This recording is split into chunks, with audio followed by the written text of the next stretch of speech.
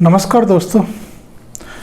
पश्चिम बंगाल की मुख्यमंत्री ममता बनर्जी इतना परेशान क्यों दिखाई दे रही हैं? फौरी तौर पर उनकी परेशानी की वजह ये बताई जा रही है कि प्रधानमंत्री नरेंद्र मोदी ने गृह मंत्रालय की देखरेख में एक अंतर मंत्रालयी समिति का गठन किया है, जिसमें अलग अलग मंत्रालयों के अधिकारी हैं, कुछ मंत्री हैं और ये उन राज्यों का, उन जगहों का दौरा करेंगी जहाँ जहाँ इस तरह की सूचनाएं मिल रही हैं कि कोरोना वायरस का संक्रमण फैल रहा है। जो गाइडलाइंस केंद्र से जारी की गई हैं लॉकडाउन को लेकर के, उनका ठीक तरीके से पालन नहीं हो रहा है और जो योजनाएं हैं उनको ठीक तरीके से लागू नहीं किया जा रहा है। तो एक तरीके से ये जो अंतर मंत्रालयी समिति बनी है, इसको आप एक तरह का टास्क फोर्स भी कह सकते हैं। केंद्र की ओर से भेजे जाने वाली फैक्ट फाइंडिंग कमेटी का नाम भी आप दे सकते हैं। और ये किसी एक या दो राज्य में नहीं जाएंगी, उन तमाम राज्यों में जाएंगी जहाँ जहाँ से इस तरह की सूचनाएं आ रही हैं कि वहाँ फैलाव बढ़ रहा है, चीज़ें काबू में नहीं आ रही हैं और जितने सामान्य तरीके से वहाँ लोगों को ठीक होना चाहिए था वो नहीं हो रहे हैं। ये जो कमेटियाँ हैं, इनके बारे में जो चीफ सेक्रेटरीज हैं राज्यों के, उनको होम मिनिस्ट्री से चिट्ठियां लिखी गई हैं और इन चिट्ठियों पर और ये अंतर मंत्रालयी कमेटियां दौरा करेंगी, इसको लेकर के पश्चिम बंगाल की मुख्यमंत्री ममता बनर्जी को परेशानी हुई है। उन्होंने प्रधानमंत्री से, गृह मंत्री से कुछ कारण बताने के लिए कहा है कि कारण बताए जाएं कि इनको क्यों भेजा जा रहा है और जो संघ की भावना है ये उसके खिलाफ है। तमाम तरह की बातें जैसा वो अतीत में कहती रही हैं, वैसी ही भाषा का प्रयोग उन्होंने किया है। और जो पश्चिम बंगाल में जिले केंद्र सरकार ने और अंतर मंत्रालय समिति ने चुने हैं, उनमें पश्चिम बंगाल की राजधानी कलकत्ता, इसके अलावा हावड़ा, पूर्वी मेदिनीपुर, उत्तरी 24 परगना, दार्जिलिंग, कालिम्पोंग, जलपाईगुड़ी, ये ज़िले शामिल हैं। इस पर भी ममता बनर्जी को ऐतराज़ है। वो कह रही हैं कि ये सब किस आधार पर चुने गए हैं, केंद्र के पास ऐसी कौन सी सूचनाएं हैं। और अमित शाह से उन्होंने कहा है कि इनके चुनने का आधार आपके पास क्या है, और यदि आपने बिना किसी स्पष्ट कारण के नहीं बताया कि का आधार क्या है, तो वो इस केंद्रीय टीम को उन इलाकों में जाने की अनुमति नहीं देंगी। तो प्रश्न ये उठता है कि ममता बनर्जी केंद्र से, देश और दुनिया से आखिर क्या छिपाना चाहती हैं? बहुत सारे लोग हैं जो मेरे पूर्व के वीडियो पर ये आशंका जाहिर करते रहे हैं कि इतना बड़ा सूबा है, इसमें इतने कम लोग संक्रमित हैं, कम ही लोगों की मृत्यु हुई है। मैं तो कहता हूं कि इतने की भी नहीं होनी चाहिए थी, और जितने आंकड़े ममता बनर्जी की सरकार दिखा रही है उतने भी नहीं होने चाहिए। बिल्कुल एकदम समाप्त हो जाना चाहिए कोरोना वायरस, वहाँ से भी और पूरे देश से भी।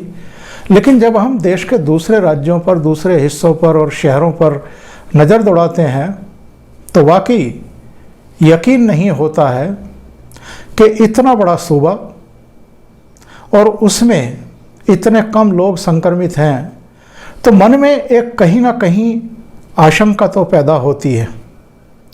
और केंद्र सरकार ने भी अगर पश्चिम बंगाल के अलग अलग इलाकों में केंद्रीय टीम भेजने का फैसला किया है तो कहीं ना कहीं उसके भी मन में कोई शंका तो है।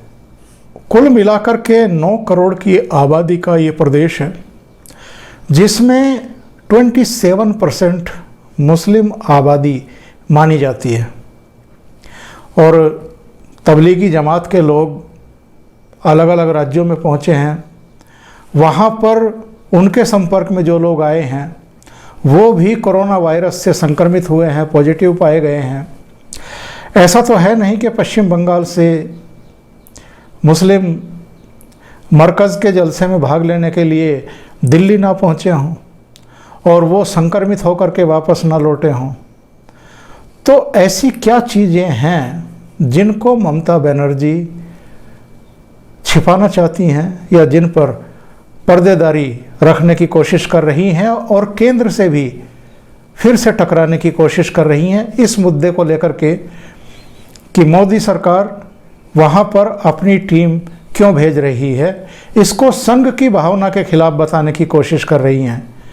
और उन्होंने जो लिखा है, उन्होंने कहा है कि केंद्र के जो सुझाव हैं और सहयोग है उनका स्वागत है, पर आईएमसीटी भेजने के फैसले पर एक सवाल है कि इसका उद्देश्य क्या है, ये उनकी समझ से बाहर है।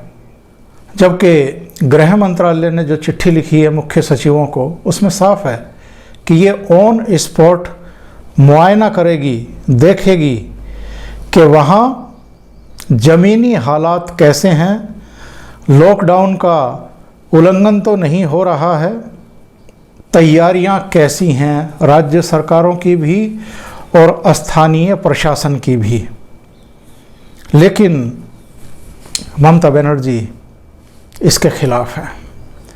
एक दूसरा राज्य केरल, जहां कम्युनिस्टों की मिलीजुली सरकार है, जो आंकड़े हैं मेरे सामने, अगर पश्चिम बंगाल की बात करें तो कुल मिलाकर के आज अगर 53 और जुड़े हैं, उनको भी शामिल कर लें तो 392 केस 9 करोड़ की आबादी वाले प्रदेश में। 307 इनमें से एक्टिव केस हैं, 73 स्वस्थ हुए हैं और 12 की मृत्यु हुई है। केरल, जिसके बारे में मैं बात करने जा रहा हूँ, वहाँ पर 407 संक्रमित लोग रहे हैं। इनमें से एक्टिव केस इस समय सरकार 114 बता रही है, 291 ठीक होकर के घर चले गए हैं और वहाँ केवल 2 लोगों की मृत्यु हुई है। केरल का जिक्र मैं इसलिए कर रहा था कि जो गृह मंत्रालय ने हाल में दिशा निर्देश जारी किए थे कि 20 अप्रैल से किस किस तरह की गतिविधियों की अनुमति दी जा रही है, केरल सरकार ने कुछ ज़्यादा ही उदारता दिखाई और केंद्र सरकार के जो लॉकडाउन को लेकर के दिशा निर्देश थे, जो प्रोटोकॉल थे, उनके भी बियॉन्ड जाकर के, आगे जाकर के उसने स्थानीय कार्यशालाओं को भी खोलने का फैसला कर लिया, नाई की दुकानों को भी, रेस्तराओं को भी, पुस्तक भंडार को भी, शहरों और कस्बों में जो थोड़ी दूरी तक बस चलती हैं उनको भी, 4 पहिया वाहनों में यानी कार में ड्राइवर के अलावा, चालक के अलावा 2 और लोगों के बैठने की अनुमति प्रदान कर दी और 2 पहिया वाहन पर 1 और आदमी के बैठने की अनुमति प्रदान कर दी। इस पर होम मिनिस्ट्री ने उनको चिट्ठी लिखी है और ऐतराज़ जताया है कि ये जो केंद्रीय दिशा निर्देश हैं उनकी खुली उल्लंघना है। और ये स्पष्ट भी किया गया केंद्र की तरफ से कि जो राज्य इस तरह की मनमानी करेंगे और लोगों को घरों से निकलने का मौका देंगे, लॉकडाउन को विफल करने की कोशिश करेंगे, ऐसे राज्यों के खिलाफ बहुत सख्त कार्रवाई की जाएगी। और तीसरा राज्य जिसकी चर्चा मैं करना चाहता हूँ वो है दिल्ली। दिल्ली में आप जानते हैं कि क्या स्थिति है। 2081 लोग संक्रमित हैं, 1603 इनमें एक्टिव केस हैं, 431 ठीक होकर के घरों को लौटे हैं और अब तक 47 लोगों की जान जा चुकी है। और अभी अरविंद केजरीवाल को आपने एक दिन पहले कहते सुना होगा कि एक ही गली में 50-60 लोग पॉजिटिव पाए गए हैं। ऐसा क्यों है? ऐसा इसलिए है क्योंकि मैं खुद प्रत्यक्षदर्शी रहा हूँ उन चीज़ों का। मैंने अपने कैमरे में वो दृश्य कैद किए थे और अभी एक वीडियो भी जारी किया था। दोपहर को और शाम को अरविंद केजरीवाल जगह जगह दिल्ली में जो गरीब हैं, जो दिहाड़ीदार मजदूर हैं, उनके लिए खाने की व्यवस्था कर रहे हैं और वहाँ लाइनें लगती हैं। लाइनें लगवा करके उनको खाना बांटा जा रहा है और एक खाना परोसने वाले को भी अभी कोरोना वायरस पॉजिटिव निकला है। तो आप अंदाज़ा लगाइए कि ये कितना बड़ा रिस्क खुद गवर्नमेंट उठा रही है या पैदा कर रही है।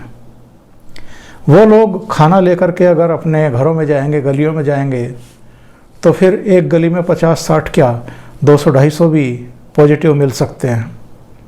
हरियाणा सरकार ने खाना देने के बजाय, खाने का पैकेट देने के बजाय लोगों को राशन देने का फैसला किया है। गेहूँ, चावल, दूसरी तमाम चीज़ें, और उनकी रसोई में खाना पकाने के लायक गैस हो, दूसरी चीज़ें हों, इसकी व्यवस्था भी की जा रही है। ये काम दिल्ली सरकार क्यों नहीं कर सकती है या बाकी की राज्य सरकारें क्यों नहीं कर सकती हैं? खाना बांटने के समय अगर कोई भी कोरोना पॉजिटिव है तो आप अंदाज़ा लगाइए कितने लोगों को वो वायरस फैला देगा या बांट देगा, और फिर क्या स्थिति होगी। वही स्थिति दिल्ली में होती जा रही है। दिल्ली सरकार दावा कर रही है कि हम 8 लाख लोगों को रोज़ाना खाना दे रहे हैं। तो ये खाना यानी पका हुआ खाना देना सरकार बंद करे, और जो रास्ता हरियाणा सरकार ने अपनाया है कि आप अनाज दे दीजिए, आटा दे दीजिए, दाल दे दीजिए, घी दे दीजिए, दूसरी चीज़ें दे दीजिए, पर तैयार खाना मत परोसिए। इससे दिन दुगना रात चौगुना ये बढ़ेगा और इस पर काबू पाना आसान नहीं रह जाएगा। अभी के लिए इतना ही। बहुत बहुत धन्यवाद। अगर आपको ये चैनल और इसके कंटेंट पसंद आ रहे हैं तो लाइक करें, कमेंट करें, वीडियो को शेयर भी करें, और अभी तक अगर आपने चैनल सब्सक्राइब नहीं किया है तो सब्सक्राइब भी कर लें और साथ में लगे बेल आइकॉन को ज़रूर दबा दें ताकि आगे आने वाले वीडियो और उनके नोटिफिकेशन आप तक पहुंचते रहें। बहुत बहुत धन्यवाद। नमस्कार।